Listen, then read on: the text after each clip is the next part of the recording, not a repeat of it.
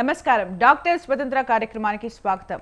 ఈ రోజుల్లో యువత ఎక్కువ మంది ఇబ్బంది పడే సమస్య ఏదైనా ఉంది అంటే అది బట్టతల అని వెంటనే చెప్పేస్తారు. ఈ బట్టతలకు కారణాలు చాలానే ఉంటాయి. పూర్వకాలంలో బట్టతల 60 సంవత్సరాలు పైబడిన వారిలో వచ్చేది. ప్రస్తుతం ఆధునిక జీవనశైలి కారణంగా 25 నుంచి 30 సంవత్సరాల వయసు గల వారిలో కూడా వస్తోంది. అయితే ఈ మధ్యకాలంలో మహిళల్లో కూడా ఈ సమస్య ఎక్కువగా వేధిస్తోంది.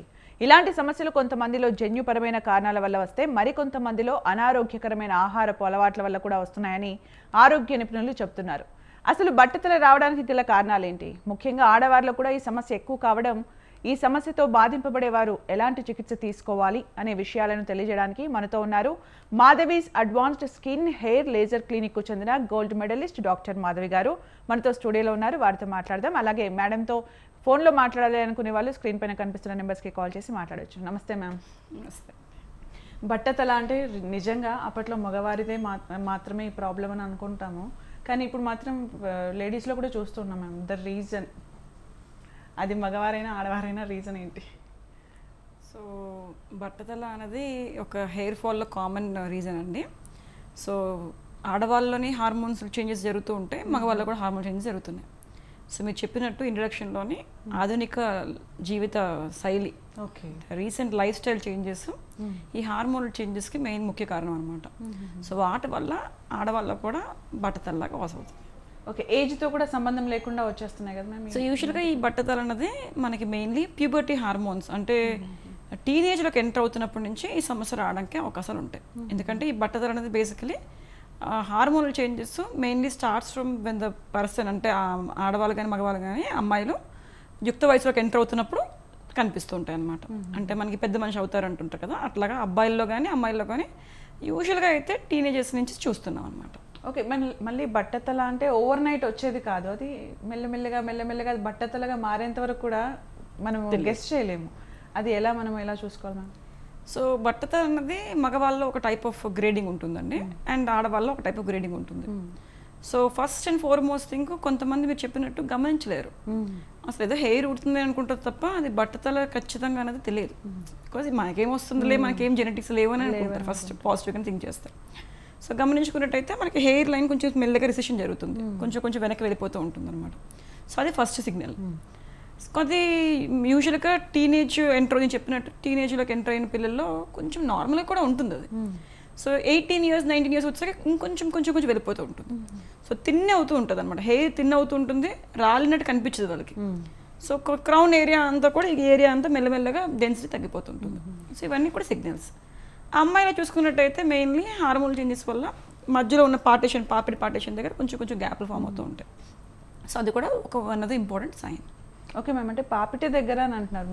బేసికల్గా స్కూల్ డేస్ అనేసరికి 2 జుట్లు వేస్తూ ఉంటారు కదా, దానివల్లనేమో అనుకుంటారు. Is that reason ma'am? నిజమేనా? లేదండి, యూజువల్గా ఏంటి అంటే మనకి థిన్నింగ్ అనేది పాపిడిలో అది అందరికీ కనిపిస్తుంది డివిజన్ చూసుకున్నట్టయితే. సో బట్ ఈ బట్టతల్లో ఏంటంటే మనకి పక్కనున్న హెయిర్స్తో కంపారిజన్ చూసుకోవాలి. పక్కనున్న హెయిర్స్లో థిక్ హెయిర్స్ అంటారు, వాటిని టెర్మినల్ హెయిర్స్ అంటుంటారు. సో ఈ థిన్ హెయిర్స్ అవ్వడం అని వీలెస్ హెయిర్స్ అంటుంటారు. అది ఆ థిన్నెస్ అనేది యూజువల్గా డీటెయిల్గా ఎగ్జామిన్ చేసినప్పుడు మనకు కనిపిస్తూ ఉంటుంది. ఓకే, మెయింటెనెన్స్ కూడా వచ్చేసరికి అంటే స్కూల్ డేస్లో ఆయిల్ పెట్టి అట్లా జడలు వేసుకుని కాలేజ్కి వెళ్ళేసరికి హెయిర్ వాష్ అని చెప్పి వెళ్తుంటారు, అది రీజన్ అనుకుంటారు. అది రీజనేనా? డెఫినెట్గా మెయింటెనెన్స్ ప్లే చేస్తుందండి, కానీ ఈ బట్టతల అనేది మెయిన్లీ హార్మోనల్ చేంజెస్ వల్ల జరుగుతుంది. సో అబ్బాయిల్లో చూసుకున్నట్టయితే మనకి మగవాళ్ళ హార్మోనల్ చేంజెస్ అంటే టెస్టోస్టెరాన్స్ అంటూ ఉంటారు, మగవాళ్ళకి కావాల్సిన ఆండ్రోజెన్ హార్మోన్స్. ఈ టెస్టోస్టెరాన్స్ డైహైడ్రో టెస్టోస్టెరాన్స్ DHT కింద మారుతుంది. మారినప్పుడు అది హెయిర్ ఫాలికల్స్ని థిన్గా చేస్తుంటుంది అనమాట. దాన్ని థిన్నింగ్ ఆఫ్ ద స్కాల్ప్ అంటూ ఉంటుంది. సో ఇది ముఖ్య కారణం ఏంటంటే బాడీలో triggering of the hormonal changes అనమాట. సేమ్ అమ్మాయిలో కూడా అంతే. ఎందుకు ఇట్లా జరుగుతుంది అంటే దానికి మళ్ళీ డిఫరెంట్ రీజన్స్ ఉంటాయి. ఫస్ట్ ఇంపార్టెంట్ రీజన్ ఏంటంటే జెనెటిక్ రీజన్స్. మంచి డైట్ ఉన్నా, మంచి స్లీప్ ప్యాటర్న్స్ ఉన్నా కూడా జీన్స్లో తాతలు కానీ వాళ్ళ పేరెంట్స్ ఫాదర్స్ కానీ మేనమామలకు కానీ ఇట్లా మెటర్నల్ సైడ్ కానీ పెటర్నల్ సైడ్ కానీ ఎవరికైనా ఉన్నట్టయితే ఆ వ్యక్తిలో ఫాస్ట్గా బట్టతలు రావడానికి అవకాశాలు ఉంటుంటాయి. అది జెనెటిక్ రీజన్స్. రెండోది మనకి డెఫినెట్గా stress, other hormonal changes like diabetes కానీ, థైరాయిడ్ ప్రాబ్లమ్స్ కానీ, స్మోకింగ్, ఇట్లాంటి కండిషన్స్లో కూడా కొన్నిసార్లు ఇది ఫాస్ట్గా రావడానికి ఛాన్సెస్ ఉంటాయి. ఓకే, PCOD రీజన్ అవుతుందా మ్యామ్ కొంతమందిలో? సో అమ్మాయిలో చూసుకున్నట్టయితే నేను చెప్పిన రీజన్స్తో పాటు ఆడవాళ్ళలో మెయిన్లీ హార్మోనల్ చేంజెస్. ఓకే. ముఖ్య కారణం అంటే పీసీఓడి. సో పీసీఓడి అన్న పీసీఓఎస్ అన్న ఒకటే అనమాట. సో పాలిసిస్టిక్ ఓవేరియన్ సిండ్రోమ్ అనేది ఈ రోజుల్లో మేము చాలా కామన్గా చూస్తున్నాం. ఆల్మోస్ట్ 1 in ఒక 10 మందిలో చూసుకున్నట్టయితే ఒకరికి పీసీఓఎస్ రెగ్యులర్గా చూస్తున్నాం అనమాట, వచ్చిన మాకున్న క్లయింట్లు చూసుకుంటే. సో దీనికి కూడా main life style changes, diet కూడా ప్లే చేస్తుంది. సో ఈ పీసీఓడి వల్ల ఏమవుతుంది అంటే ఆండ్రోజెన్స్ అనేది ఎక్కువ రిలీజ్ అవుతూ ఉంటాయి. సో ఈ ఆడవాళ్ళలో మగవాళ్ళ హార్మోన్స్ పెరిగిపోతున్నాయి. ఓకే. సో ఈ మగవాళ్ళ హార్మోన్స్ పెరిగిపోవడం వల్ల మగవాళ్ళకి సంబంధించిన చేంజెస్ లాగా ముందుగా కనిపిస్తుంది. సో అప్పర్ లిప్ హెయిర్ కానీ, చిన్న ఏరియాలో హెయిర్ కానీ, ఈ సైడ్స్ హెయిర్స్ ఫామ్ అవ్వడం, తల మీద కొంచెం ఆయిల్నెస్ ఎక్కువ ఫామ్ అయ్యి చుండ్రులాగా రావడం, బట్టతల్లాగా కనిపించడం, ఇవన్నీ కూడా పీసీఓడి సంబంధించిన లక్షణాలు అనమాట స్కిన్ పరంగా చూసుకున్నట్టయితే. ఓకే. సో ఇవి కూడా one of the reasons. So thyroid changes కానీ, సో ఈ హార్మోనల్ చేంజెస్, కొంతమందికి కొంచెం క్రానిక్ ప్రాబ్లమ్స్ కూడా ఉంటాయి, రూమటైడ్ ఆర్థరైటిస్ లాంటివి, ఎస్ఎల్ఈ లాంటి ప్రాబ్లమ్స్. కొంతమంది మందులు కూడా వాడుతూ ఉంటారు, కొన్ని మెడికేషన్స్ కూడా ఈ రీజన్స్కి కాజెస్ అన్నమాట. Okay ma'am. అయితే హెయిర్ ఫాల్ ఇస్ డిఫరెంట్, బట్టతల ఇస్ డిఫరెంట్ అనుకోవచ్చా? హెయిర్ ఫాల్లో బట్టతల అనేది ఒక కారణం. ఓకే. సో అదొక one of the reasons. Hair fall అనేది జనరిక్గా చాలా కాజెస్ ఉంటాయి. సో బట్టతల అనేది one of the reasons for the hair fall. Okay ma'am. Treatment ఎలా ఉంటుంది బేసికల్గా దీనికి? సో బట్టతల అనగానే ఫస్ట్ చాలామంది మాకు అప్రోచ్ అయ్యే వాళ్ళు మెయిన్లీ అబ్బాయిలు ఎక్కువ మంది వస్తుంటారు. సో అబ్బాయిల్లోని ఈ బట్టతల అనేది నార్మల్గా కూడా 40 years అబౌవ్ యూజువల్గా it's a sign of ageing. Balding అంటే it's not sign of ageing అనమాట. సో అబ్బాయిల్లో రావచ్చు, అమ్మాయిలో కూడా రావచ్చు, కానీ అబ్బాయిలో కామన్గా చూస్తూ ఉంటాం, ఎందుకంటే మేల్ హార్మోన్ డామినేషన్ ఎక్కువ ఉంటుంది కాబట్టి. సో ఈ బట్టతల 40 yearsలో వచ్చినప్పుడు అంత ప్రామినెంట్గా పీపుల్ తీసుకోరు. బట్ అదే మన 20s వచ్చినప్పుడు, ఇంకా అర్లీగా వచ్చినప్పుడు న్యాచురల్ ఇట్స్ అ కన్సర్న్. చాలామంది మేడం మాకు ఇట్లాగా థిన్ అయిపోతుంది, హెయిర్ పైకి వెళ్ళిపోతుంది అని వస్తూ ఉంటారు. కొంతమంది వాళ్ళు ఓన్గా డయాగ్నోస్ చేసేసుకుంటారు మాకు బాల్డింగ్ అవుతుందని, కొంతమంది డయాగ్నోస్ చేసుకోలేరు. సో అలాంటప్పుడు మన దగ్గరకు వచ్చినప్పుడు ఫస్ట్ అండ్ ఫార్మోస్ట్ అనలైజ్ చేస్తాం. మీకు చెప్పినట్టు బట్టతల అనేది ఒక కారణం, హెయిర్ ఫాల్కి ఒక కారణం. సో ప్రతి ఒక్కరికి హెయిర్ ఫాల్ వచ్చిన వాళ్ళందరికీ బట్టతలే కారణం అనేది కాదు. సో బట్టతలలోనే మన గ్రేడ్స్ ఉంటాయి, హెమిల్టన్ స్కేల్ అంటారు దాన్ని. సో దానికి మనకి ఇప్పుడు స్క్రోల్ అవుతున్నట్టుగా పిక్చర్స్లోనే కొంచెం కొంచెం thinning, first line, first symptom ఏంటి అంటే recession of the hair line. So కొంచెం పైకి వెళ్తున్నట్టు అనిపిస్తుంది. సెకండ్ స్టెప్ ఇంకొంచెం పైకి వెళ్తుంది. థర్డ్ స్టెప్ వర్టెక్స్లో సెంటర్ పార్ట్ ఆఫ్ పార్టిషన్లో పోతుంది, అంటే ఈ పార్ట్లోని ఫ్రంటల్ పార్ట్లో వెళ్ళిపోతుంది. ఇంకా వెళ్తున్న పోతే వెనక్కి వెళ్ళిపోతుంది. సో అట్లా డిఫరెంట్ గ్రేడ్స్ ఉంటాయి, 8 grades అంటూ ఉంటాం. దీన్ని ఆండ్రోజెనిక్ ఎలోపేషియా కానీ మేల్ ప్యాటర్న్ బ్యాలెన్స్ అంటూ ఉంటాం. సో ఈ గ్రేడ్స్ ఏవైతే ఉన్నాయో మనకి గ్రేడింగ్స్లో వాళ్ళకు ఉన్న గ్రేడింగ్ బట్టి ట్రీట్మెంట్ అనేది డిపెండ్ అవుతుంది. సో చిన్న పిల్లలు అంటే 18 ఏళ్ళ వాళ్ళు, 19 ఏళ్ళ వాళ్ళు ఓన్లీ గ్రేడ్ 1లో వచ్చిందంటే కౌన్సిలింగ్ ఇస్తాం ఎక్కువ మటుకు. ఓకే.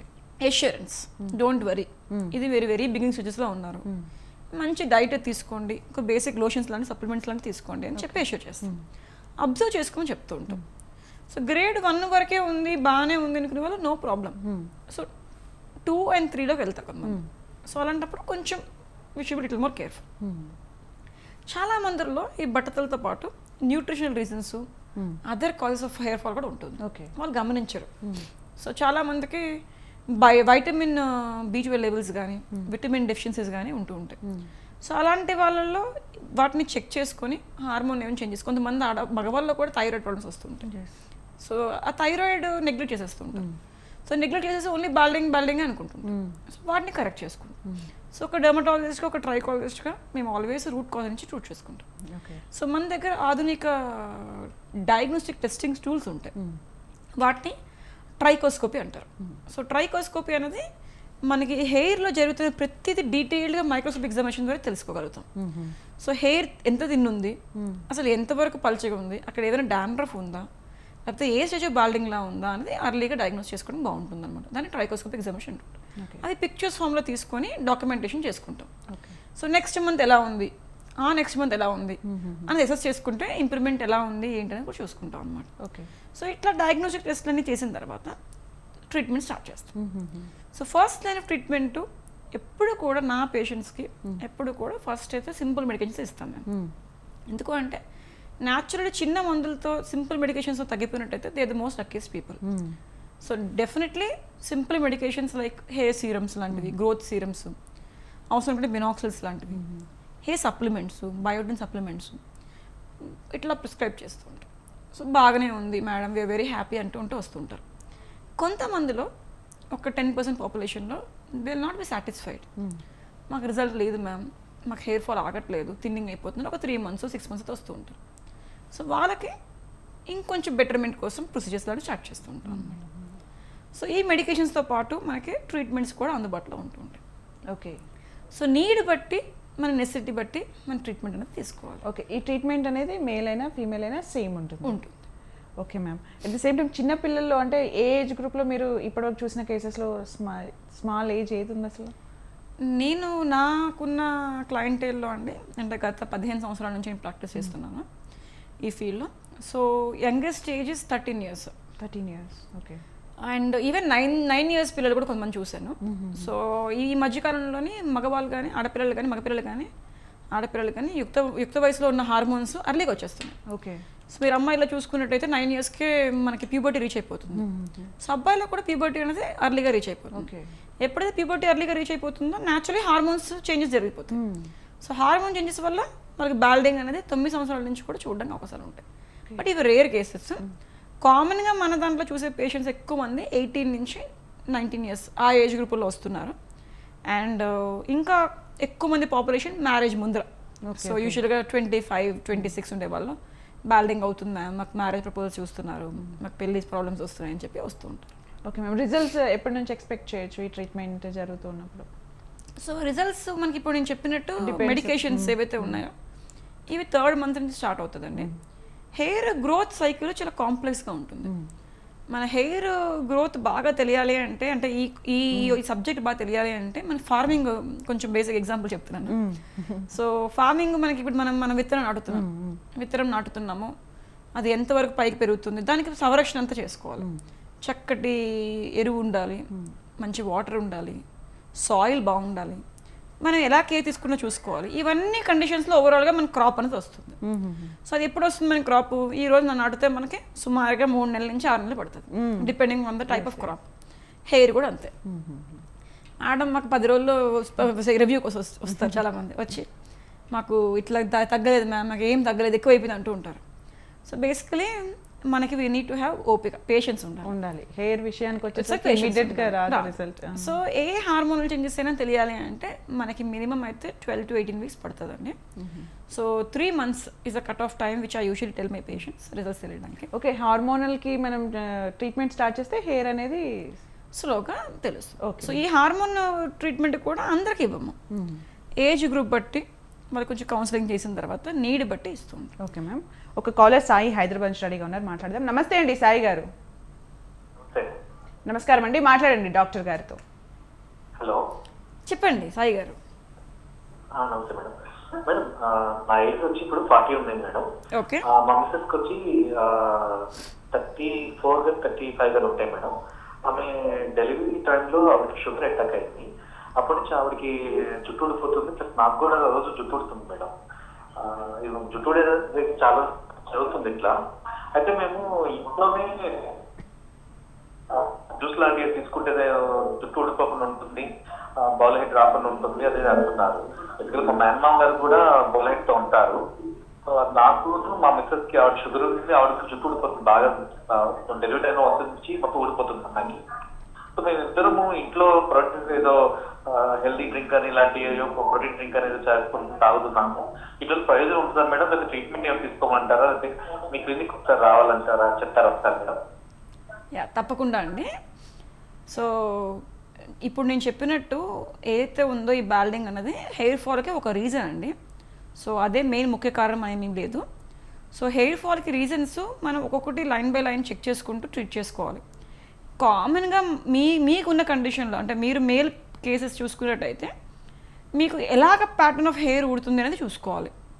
అది సెంటర్ నుంచి హెయిర్ ఊడుతుందా, లేకపోతే ఏదైనా డాండ్రఫ్ ఉండడం వల్ల హెయిర్ ఊడుతుందా, హార్మోన్స్ ఏదైనా తేడా వల్ల హెయిర్ ఊడుతుందా, బట్టతల వల్ల హెయిర్ ఊడుతుందా అనేది నిర్ధారించుకోవాలి. డెఫినెట్గా మనం దగ్గర నుంచి అబ్జర్వ్ చేసినట్టయితే మనం ఒక కన్క్లూషన్లోకి రావడానికి ఛాన్సెస్ ఉంటాయండి. మీన్ వైల్ మీరు డైట్ డెఫినెట్గా plays a role. Balance diet అంటే proteins, good volumes of proteins, small quantity of carbohydrates, fats and mineral content ఉండేటట్టుగా చూసుకోండి. అండ్ మీ వైఫ్ విషయంలో చూసుకున్నట్టయితే మెయిన్లీ డయాబెటీస్ అనేది one important reason for the hair fall.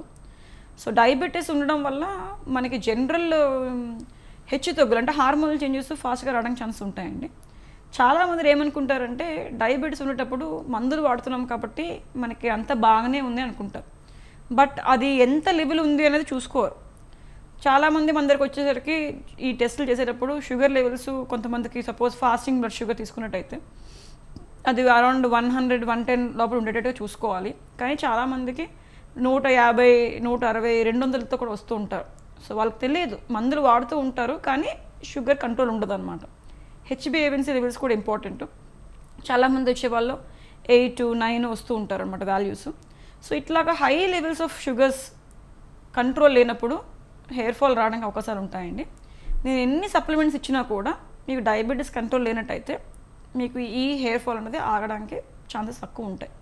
So ఎప్పుడు కూడా లైవ్గా మీరు ఎగ్జామిన్ చేయించుకొని మీ కాజ్ ఏంటి అనేది తెలుసుకొని దాని తగ్గట్టుగా చికిత్స చేయించుకున్నట్టయితే బెనిఫిట్ ఉంటుంది. అండ్ మీకున్న కండిషన్లో మీరు ఏ గ్రేడ్లో ఉన్నారు వాటి బట్టి ట్రీట్మెంట్స్ కూడా ఉంటాయి మన దగ్గర. సో ట్రీట్మెంట్ పాయింట్ ఆఫ్ వ్యూలో అయితే మనకి డిఫరెంట్ ప్రొసీజర్స్ ఉంటాయి. ఇది అందరూ ఆడియన్స్ అందరికీ బెనిఫిట్ అయ్యేట్టుగా నేను చెప్తున్నాను. సో ఫస్ట్ థింగ్ ఏంటి అంటే మనకి ప్లేట్లెట్ రిచ్ ప్లాస్మా అంటారండి, అంటే పిఆర్పి అంటూ ఉంటారు. సో ఇది ఒక almost for the past 10 years నుంచి మార్కెట్లో ఉంది ప్లేటెడ్ రిచ్ ప్లాస్మా అన్నది పిఆర్పి అంటుంటారు. సో ఈ పిఆర్పి అన్నది బేసికలీ చాలా స్పెషాలిటీ ఆఫ్ మెడిసిన్లో ఇది ఉంది. జాయింట్ పెయిన్స్కి వాడతారు ఆర్థోపెడిషియన్స్, ఇంటర్వెన్షనల్ పెయిన్ మేనేజ్మెంట్కి వాడతారు. అండ్ పిఆర్పి అనేది మనకి ఈ స్కిన్ డాక్టర్స్ ఫర్ ఫేస్ గ్లోకి వాడతాము, అండ్ హెయిర్ గ్రోత్కి వాడతారు. సో ఇలా పిఆర్పి అనేది మల్టిపుల్ ఇండికేషన్స్తో మనం యూజ్ చేసుకోవచ్చు అనమాట.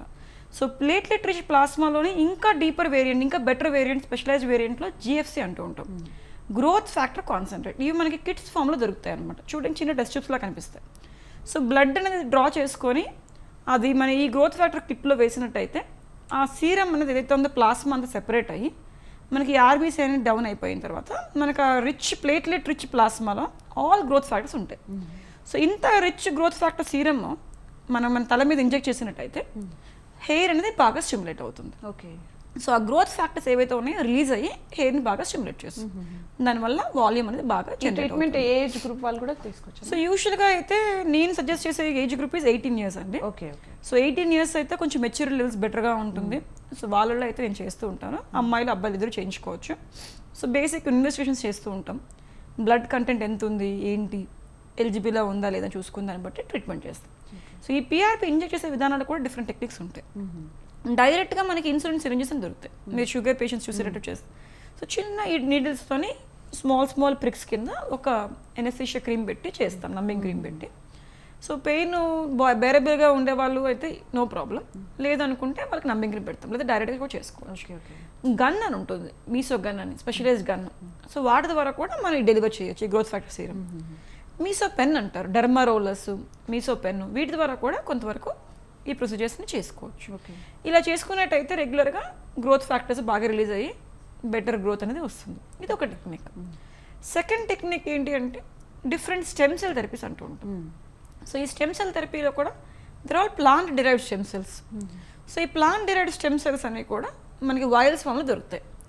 సో అవి నాకు చక్కగా ఎసెప్టిక్ కండిషన్స్లో శుభ్రంగా క్లీన్ చేసుకొని స్కాల్ప్ అంతా కూడా మన క్లయింట్స్ని వాష్ చేసుకొని హెడ్ బాత్ చేసుకొని రమ్మనే రోజు వచ్చి ఆ రోజున ఈ క్లీనింగ్ చేసుకొని చక్కగా ఇంజెక్ట్ చేస్తూ ఉంటాం.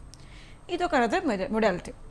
సో చాలామంది మేడం మాకు నీడిల్స్ అంటే భయం అంటుంటారు. ఇది జస్ట్ ఒక 5-10 minutes ప్రొసీజర్ అండి, ఆఫీస్ ప్రొసీజర్స్.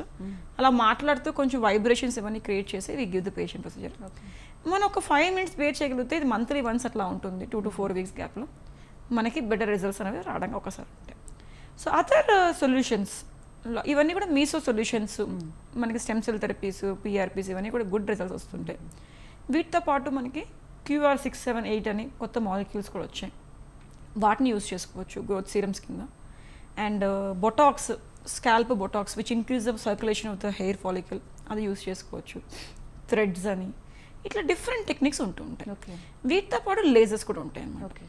సో ఈ లేజర్స్లో మనకి మెయిన్లీ మనకి లో లెవెల్ లేజర్ థెరపీ అంటూ ఉంటారు. సో ఈ లో లెవెల్ లేజర్ థెరపీలోని మనకి ఈ ఎవరైతే హెయిర్ ఈ బాల్డింగ్తో వస్తూ ఉంటారో వాళ్ళకి జనరల్ మెడికల్ మేనేజ్మెంట్తో పాటు ఈ లో లెవెల్ లేజర్ థెరపీలో కూర్చోబెట్టి సెపరేషన్ చేసి లేజర్ కింద కూర్చోబెడతాం అనమాట ఈ బాల్డింగ్ ఏరియాలో.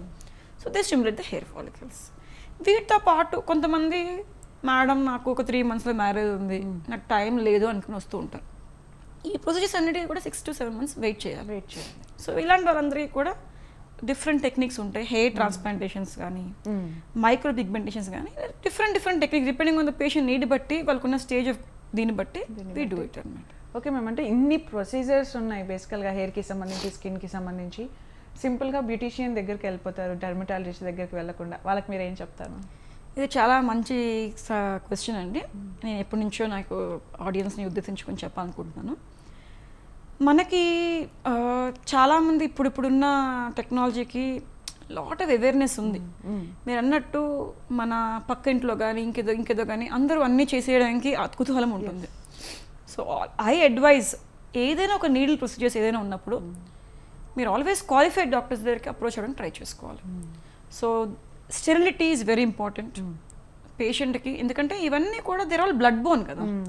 సో ఇన్ఫెక్షన్స్ రాకుండా ఉండడానికి, ఒక మనిషి నుంచి ఒక మనిషి సోకకుండా ఉండడానికి, ఆ ఎసెప్టిక్ కండిషన్స్ పెట్టుకోవడానికి, వీటన్నిటికీ కూడా always your dermatologist better person. సరిగ్గా టెక్నిక్స్ లేనప్పుడు, సరిగ్గా తెలియకుండా చేసుకునేటప్పుడు కొన్నిసార్లు ఇన్ఫెక్షన్స్ అలాంటివి ఫామ్ అయ్యి అక్కడ చీమ్ పొక్కుల్లాగా వచ్చి చాలా మంది డిలే చేసుకొని ప్రాబ్లం ఎక్కువైపోయి వచ్చిన వాళ్ళు ఉంటారు మా దగ్గరికి. సో వాళ్ళందరికీ నేను టేక్ మెసేజ్ ఏంటి అంటే, always approach your qualified dermatologist. మీరు ఎప్పుడు డిగ్రీస్ని చూసుకోవాలి, డాక్టర్ డిగ్రీస్. సో ఎండి కానీ, డిఎన్బి కానీ, పోస్ట్ ఎంబీబీఎస్ తర్వాత ఉన్న వాళ్ళు దే ఆర్ ఆల్ డెర్మటాలజిస్ట్ అండి. డెర్మటాలజిస్ట్ అన్న ట్రైకాలజిస్ట్ అని ఒకటే, సెపరేట్గా వేరే క్వాలిఫికేషన్స్ అంటూ ఏమి ఉండవు ట్రైకాలజిస్టులు అనేవి. There only just basic diploma లాంటివి ఏవో ఉండొచ్చు కానీ, బట్ వీళ్ళు they are all qualified doctors, డెర్మటాలజిస్టులు అంటూ ఉంటారు. Board certified doctors and qualified doctors. So వీళ్ళ చేతుల్లోనే మీరు పెట్టుకున్నట్టయితే మీరు యూర్ ద సేఫ్ హ్యాండ్స్ అనమాట. So always very safe. లేదు అనుకుంటే ప్రమాదాలకి దారి తీయడానికి అవకాశాలు కూడా ఉంటాయి. ఓకే, కొంతమంది సొంత ట్రీట్మెంట్ చేస్తూ ఉంటారు, ఆన్లైన్లో చూసి హోమ్ రెమెడీస్ అని చెప్పి ఫాలో అయిపోతూ ఉంటారు. ఎట్ ది సేమ్ టైం కొంతమందికి కొన్ని పడుతుండొచ్చు, అవే సిరమ్స్ తీసుకొచ్చి వీళ్ళు కూడా వాడుతూ ఉంటారు. వాళ్ళకు కూడా చెప్పాలి మేము, ఎందుకంటే డిఫరెంట్ ప్రాబ్లమ్స్, డిఫరెంట్ సొల్యూషన్స్ ఉంటాయి కదా. చాలా మంది అన్నిటికీ ఒకటే చికిత్స అనుకుంటుంటారు. సో ఫేస్ క్రీమ్స్ చూసుకున్నట్టయితే అందరూ ఏదైనా ఒకటి బాగుంది అంటే అందరూ అది వాడేస్తుంటారు. అందులో అసలు ఏముంది, ఇంగ్రీడియంట్ ఏముంది ఏంటని కూడా చూసుకో. సేమ్ వే హెయిర్ కూడా అండి, మనకి ఎప్పుడు కూడా చాలామంది హెయిర్ అంటే ఓన్లీ పై పాటే అనుకుంటారు. సో మనకి ఇది స్కిన్ సర్ఫేస్ అనుకుంటే, స్కాల్ప్ మాడ్ అనుకుంటే, పైన ఉన్న హెయిర్ ఇలా ఉంటుంది, కింద ఇంకొంచెం వాల్యూమ్ హెయిర్ ఉంటుంది. ఓకే, సో మనకి జరిగిన పరిణామం అంతా కూడా కింద ఉన్న భాగంలోనే జరుగుతుంది. స్టెమ్ సెల్ కానీ, లేకపోతే మన గ్రోత్ ఫ్యాక్టర్ బల్బ్ కానీ, ఇవన్నీ కూడా lower portion of the hair follicle below the స్కాల్ప్లోనే ఉంటుంది. అక్కడే మనకి ఇంజెక్షన్ ద్వారా మనం దీన్ని ట్రిగర్ చేస్తున్నాం. చాలా మంది ఏమనుకుంటారు, గుండు చేయించుకుంటే హెయిర్ పెరిగిపోద్ది అనుకుంటుంటారు. సో గుండు చేయించుకున్నప్పుడు ఓన్లీ పైన ఉన్న హెయిర్స్ మాత్రమే వెళ్ళిపోతుంది. సో కింద ఉన్న పోర్షన్ ఏదైతే ఉంటుందో ఈ పోర్షన్లో ఉన్న దాన్ని మనం టచ్ చేయట్లేదు. సో మన ఫోకస్ అంతా కూడా బల్బ్ని టచ్ చేస్తున్నాం, మనం రూట్ని టచ్ చేస్తున్నాం. That is the main difference. So ఈ సొల్యూషన్స్ ఏవైతే ఉన్నాయో మనకి ఆనియన్ జ్యూస్ కానీ, లేకపోతే ఏదో మందారాకులు కానీ, ఇవన్నీ కూడా కొంతవరకు హెయిర్ని ఇక్కడ టచ్ వస్తుంది. So they not targeting here because దాని molecular weight is different from what the nano solutions are. Medical grade లోషన్స్తో అడ్వాంటేజ్ ఏంటి అంటే, they are design in such a way that they will target the root. Absorption బెటర్గా ఉంటుంది, penetration బెటర్గా ఉంటుంది. ఎప్పుడైతే penetration బెటర్గా ఉంటుందో natural results are better, absorption బెటర్గా ఉంటుంది. మిగతా మనం దొరికేవి ఏవైతే ఉన్నాయో అన్ని స్కిన్ వరకు ఇక్కడ వరకు ఆగిపోతాయి, కింద వరకు టచ్ అవ్వవు. And some times they will irritate the surrounding hairs. పక్కన ఉన్న హెయిర్స్ అన్నింటినీ ఇరిటేట్ చేసేసి అక్కడ కురుపుల్లాగా, డాండ్రఫుల్లాగా అక్కడ మెస్సీగా క్రియేట్ చేసి కొన్నిసార్లు హెయిర్ ఫాల్ కూడా కారణం అవడానికి ఛాన్సెస్ ఉంటాయి అన్నమాట. ఎస్, థ్యాంక్ యూ మ్యామ్, చాలా చక్కటి వివరాలు తెలియజేస్తున్నాం. Thank you so much. అలాగే కాలర్కి కూడా ఆన్సర్ చేశారు. Thank you so much ma'am. అలాగే డాక్టర్ గారిని నేరుగా కలవాలి అనుకున్న వాళ్ళు స్క్రీన్ పైన కనిపిస్తున్న నెంబర్కి కాల్ చేసి డైరెక్ట్గా కలవచ్చు. ఇది వాళ్ళ డాక్టర్ స్వతంత్ర. కీప్ వాచింగ్ స్వతంత్ర.